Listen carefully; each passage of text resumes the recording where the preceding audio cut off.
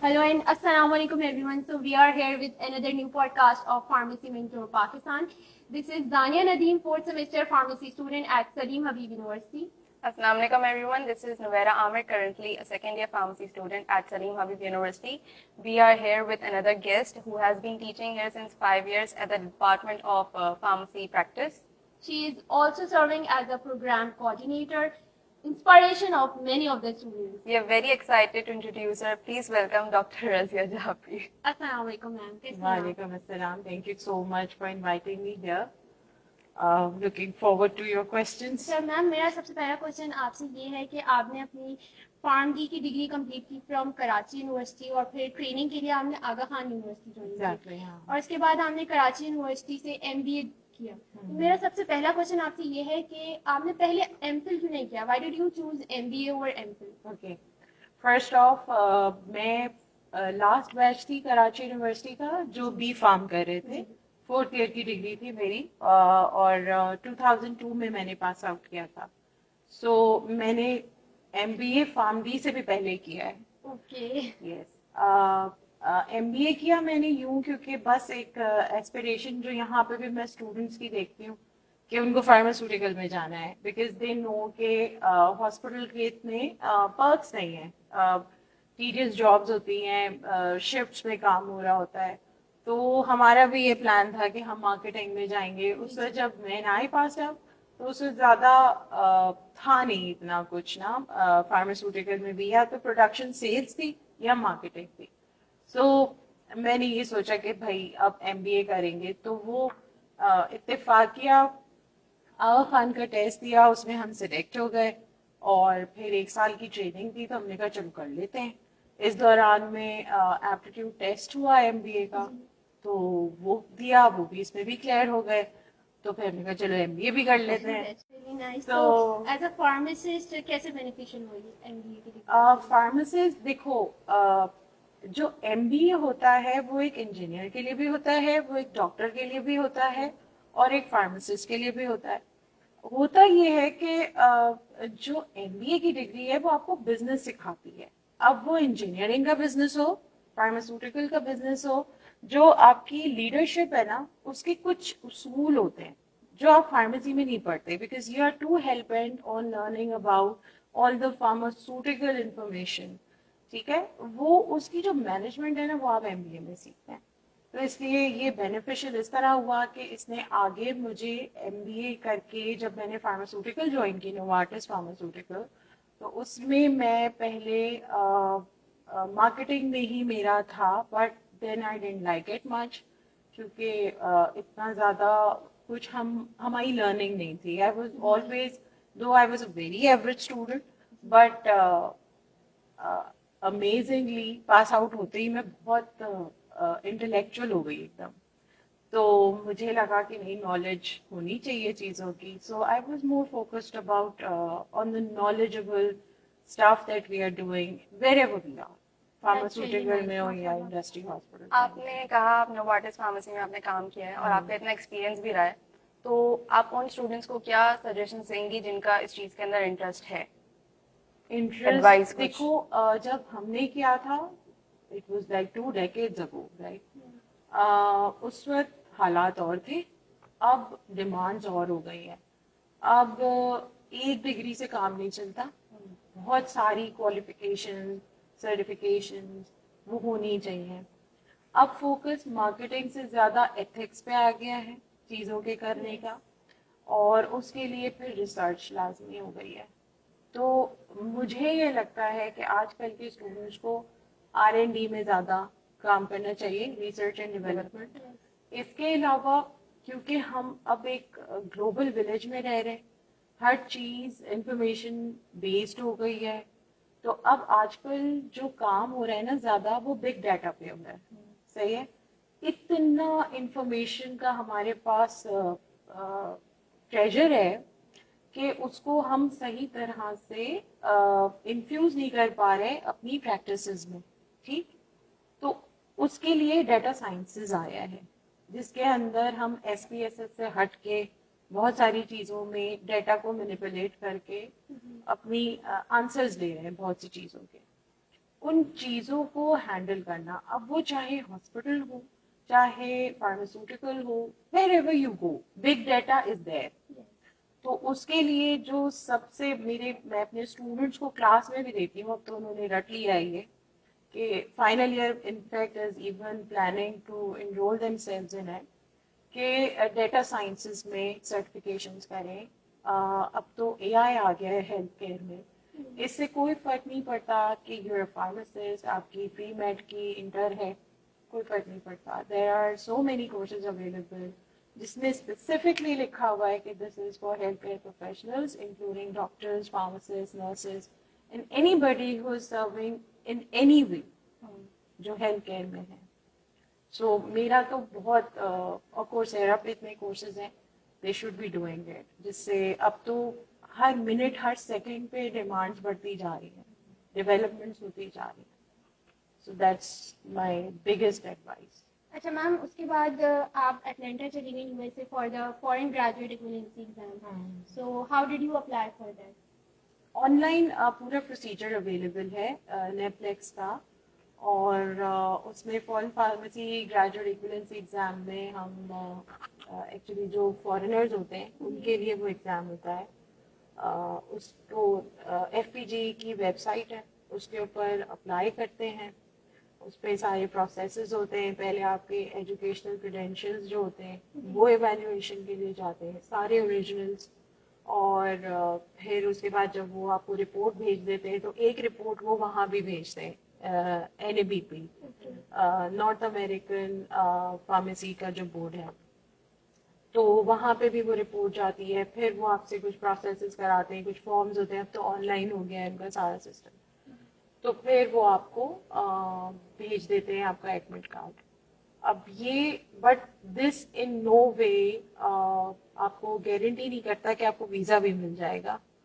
तो इत्तेफाक से तो मुझे मिल गया था, बट ये कि इसकी बेस पे वीज़ा यूजुअली, ये मतलब ये इसकी वो गारंटी नहीं होती कि आपको वीज़ा मिलेगा, लेकिन ये कि अप्लाई करना चाहिए अगर आपकी एस्पिरेशंस है बाहर जाने की। अच्छा, और इसमें आपने क्या कॉन्सिक्वेंसेस फेस किए बाय अप्लाइंग?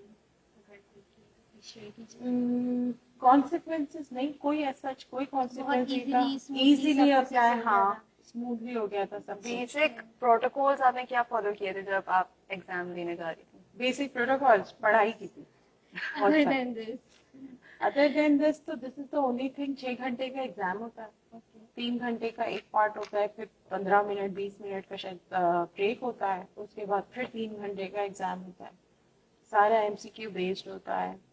बस पढ़ाई की थी, बहुत सारी पढ़ाई की थी, जो तुम लोगों को अभी बहुत बुरी लगती है CPR, उससे पढ़ाई की थी, और बहुत सारी चीजें। तो there are so many things available. अब तो ग्रुप्स बन गए हैं व्हाट्सएप पे, फेसबुक पे, तो बहुत फैसिलिटेट कर रहे हैं। उस वक्त तो बहुत मुश्किल होता था, याहू बेस्ड ग्रुप्स होते थे जिसपे किसी ने अल्लाह वास्ते कुछ दे दिया तो दे दिया, वरना बस बहुत सारा पढ़ना पड़ता है, ये बात है। आपने you have also served as a clinical pharmacist in Karachi, तो yes, आपके ख्याल में क्या ज्यादा बेनिफिशियल है, क्लिनिकल या इंडस्ट्रियल? देखो, जब मैं इंडस्ट्री में थी तो मैं ना प्रोडक्शन में थी, ना सेल्स में थी, ना मार्केटिंग में थी। I was serving in medical affairs department. तो उस वक्त हमारा जो एक हम जिस पे ज़्यादा काम कर रहे थे वो था ADRs, एडवर्स ड्रग रिएक्शन, और उनकी रिपोर्टिंग। तो हम सेमिनार्स करते थे, लोगों को जाके अवेयरनेस देते थे, हॉस्पिटल्स में सेमिनार्स करते थे, डॉक्टर्स भी होते थे उसमें। तो हम इस तरह से हमने बहुत इतना किया था कि जो ड्रग रेगुलेटरी अथॉरिटी थी हमारी, उसके पास बाकायदा फॉर्म्स जाना शुरू हो गए थे, क्योंकि हम फीडबैक लेते थे ना, जो मिनिस्ट्री में लोग होते थे, तो वहाँ पे भी हमने कंट्रीब्यूट किया। इसके अलावा जब मैं हॉस्पिटल गई तो बड़ा हॉस्पिटल था, टर्शरी केयर, और अनफॉर्चुनेटली उस वक्त इतना डेवलप नहीं था, क्योंकि देखो एक एक चीज़ों को डेवलप करने में ना आपको बहुत सारी हीट भी लेना पड़ती है, कभी कभी बहुत डिसअपॉइंट भी करते हैं लोग, कभी कभी डिग्रेड भी कर देते हैं आपको। तो उससे ना दिल बर्दाश्त नहीं होना चाहिए। You should be looking at a bigger good, कि आप कुछ कंट्रीब्यूट करने जा रहे हैं। हम उस वक्त हमने बड़े सुकून से काम किया। अपनी तैयारी हम पूरी रखते थे जब जाते थे। जो मैंने तुम लोगों की भी शायद क्लास ली थी, तो सबसे पहले मैंने यही बात की थी सबसे पहली क्लास में कि पढ़ते रहो। You should always be reading something. अपने आप को पढ़ने की आदत डालो, नॉवेल्स पढ़ो। अब बच्चे नॉवेल्स भी नहीं पढ़ते, ठीक है, ई बुक्स पढ़ते हैं। तो नॉवेल्स पढ़ो, कुछ पढ़ो, ताकि एक पढ़ने का रूटीन रहे तुम लोगों को, ठीक है।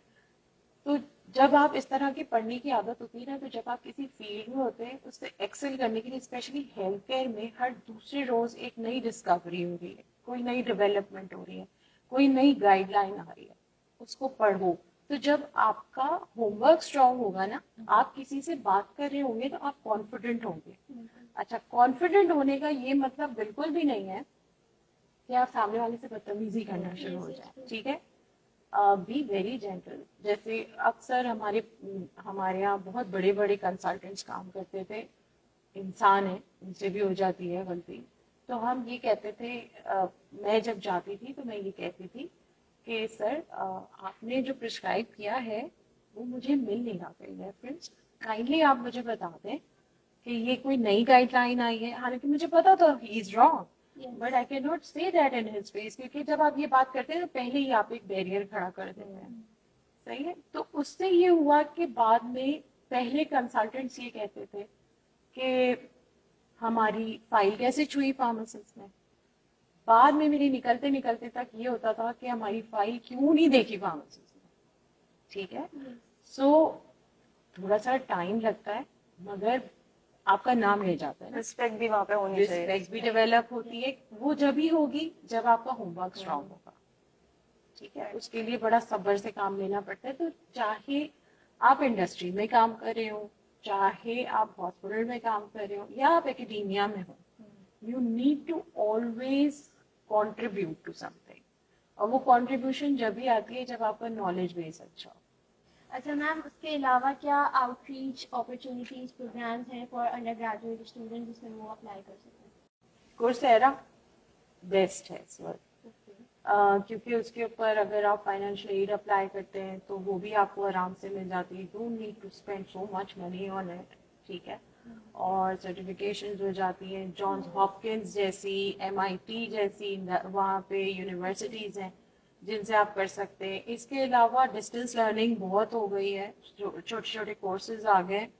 इवन आप डायरेक्ट यूनिवर्सिटीज़ को अप्लाई कर सकते हैं। और बस ये है कि IT की तरफ आने की कोशिश करो, AI इन हेल्थ केयर की तरफ आने की कोशिश करो, हेल्थ इंफॉर्मेटिक्स की तरफ आने की कोशिश करो, क्योंकि this is the in thing right now. अच्छा ma'am, I have found that you have a special interest in research and development, तो आपने कैसे स्टार्ट किया ये? जब हम एकेडेमिया में आए, इवन जब हॉस्पिटल में भी काम कर रहे थे, तो बहुत सारी चीज़ें ऐसी हो रही थी जिसको हम मैल प्रैक्टिस तो नहीं कहूँगी मैं, लेकिन ये कि थोड़ी सी नेग्लिजेंस थी।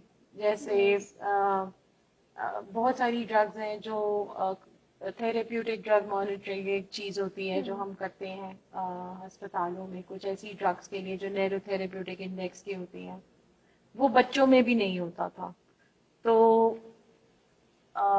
उसको हमने इम्प्लीमेंट करवाया, स्पेशली NCUs में जो न्यूनेटल इंटेंसिव केयर यूनिट्स होते हैं, और पीड्स ICUs में, और बड़ों के भी MICUs में भी करवाया, स्पेशली जो वो पेशेंट्स थे जो ऑर्गन फेलियर में थे।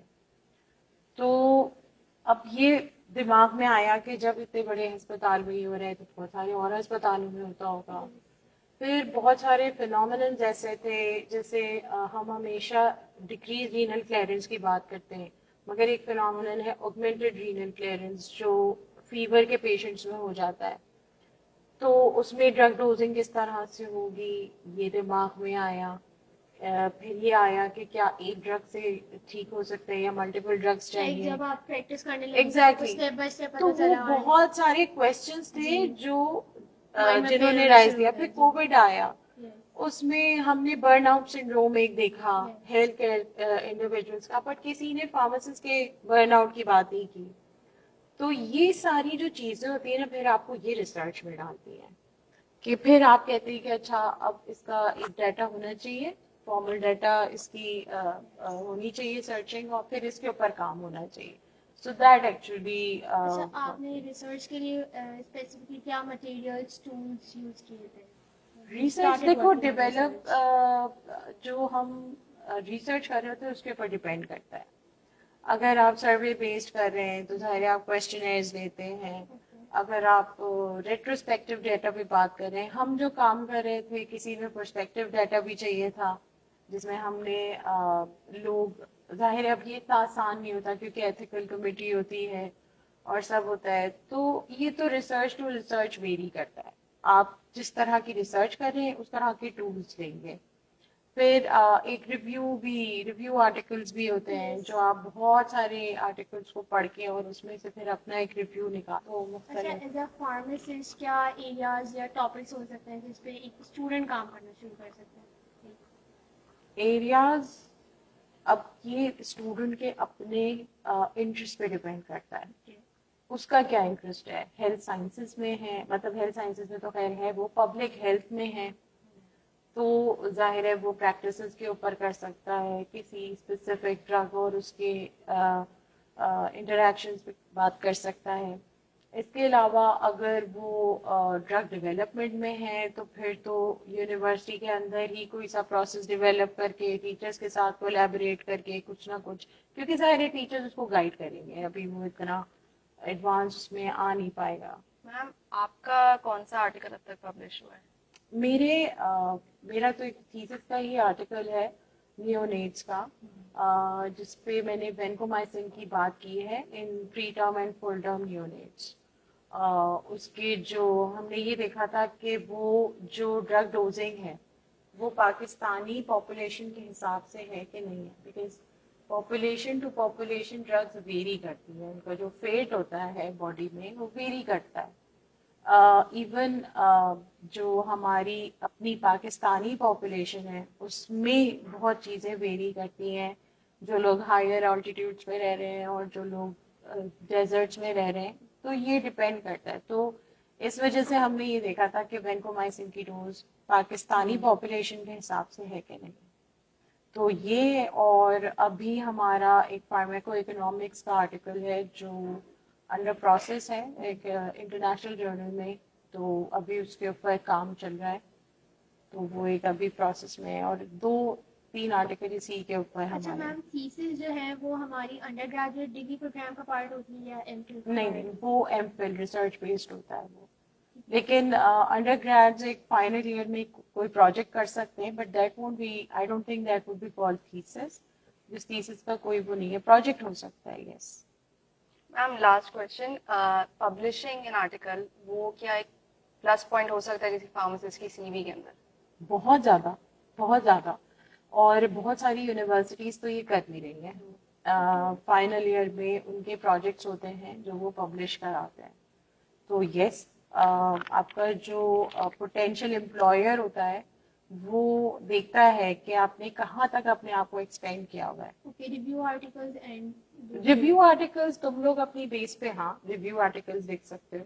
इसके अलावा कोई प्रोजेक्ट हो, कोई ड्रग डेवलप कर लो, कोई फॉर्मुलेशन डेवलप कर लो, उसके ऊपर तुम लोग कोई आर्टिकल लिख सकते हो. तुम लोग तो डाइस के प्रोजेक्ट्स भी करते हो बहुत सारे. तो अपनी जो थीसिस हैं या रिव्यू आर्टिकल्स हैं हमारे, वो हम किस तरह सबमिट करते हैं और पब्लिश करते हैं, क्या प्रोसीजर है इसका? वो आप जो जर्नल्स हैं उनकी वेबसाइट है, उनकी रिक्वायरमेंट्स हैं, उसके ऊपर आप जो है वो जाते हैं, अपनी उनकी रिक्वायरमेंट्स देखते हैं, उसमें indexing, spacing, everything is there.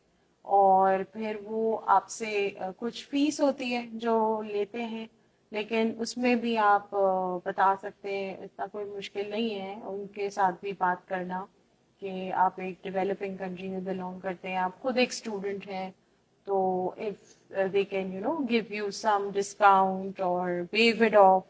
तो ये सारा होता है. फिर उसमें उनकी रिक्वायरमेंट होती है कि पीयर रिव्यूज होते हैं, फिर वो जाते हैं रिव्यू के लिए. फिर उसके अंदर अगर कोई किसी रिव्यूअर को कोई पॉइंट समझ आता है वो आपको भेजता है, कम्युनिकेट करता है आपसे, फिर आप उसको अकॉर्डिंगली एड्रेस करते हैं। अच्छा, इन द एंड आप कोई अंडर ग्रेजुएट फार्मेसी स्टूडेंट्स को मैसेज देना चाहेंगे? एक ही मैसेज है, डेटा साइंसेस कर लो, सर्टिफिकेशन करो डेटा साइंसेस की, हेल्थ इंफॉर्मेटिक्स की, it's going to change your life both as a human and as a professional.